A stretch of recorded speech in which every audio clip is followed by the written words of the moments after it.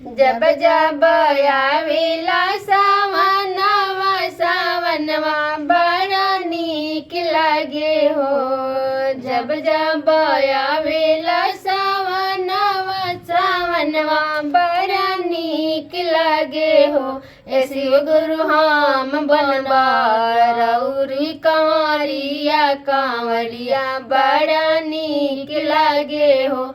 ए शिव गुरु हम बनवा रौर कंवरिया कंवरिया बड़ा नीक लागे हो।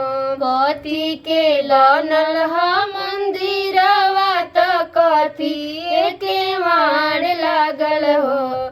कथी के बनल ह मंदिरवा त कथी के मार लागल हो। ए शिव गुरु कथी के लागल जंजीरवा जंजीरवा बड़ा नीक लागे हो। ए शिव गुरु कथी के लागल जंजीरवा जंजीरवा बड़ा नीक लागे हो। अतर पतर के मंदिरवा त चंदन के मार लागल हो। अतर पत्थर के मंदिरवा त चंदन के मार लागल हो। ए शिष्या सोने के बनल जंजीरवा जंजीरवा बड़ा नीक लागे हो। ए शिष्या सोने के बनल जंजीरवा जंजीरवा बड़ा नीक लागे हो। के ये चढ़ावे अक्षत फूलवा तबे ये बेला पतियानु हो। के ये चढ़ावे अक्षत फूलवा त के ये बेला पतियानु हो। ए गुरु के ये चढ़ावेला धतुरवा धतुरवा बड़ा नीक लागे हो।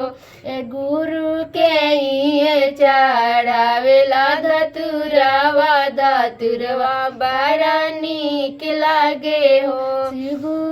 शिव गुरु के ये चढ़ावेला धतुरवा धतुरवा बड़ा नीक लागे। पंडित चढ़ावे अक्षत फूलवा पुजारी बेला पतियानु हो।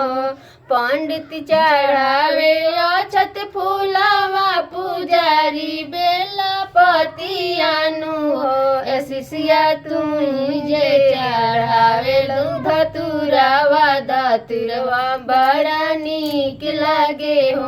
ए शिष्या तुझे चढ़ावे धतुरवा धतुरवा बड़ा नीक लागे हो। के ये मांगेले अनादान सोनावा त के ये पाँच पुतवानु हो।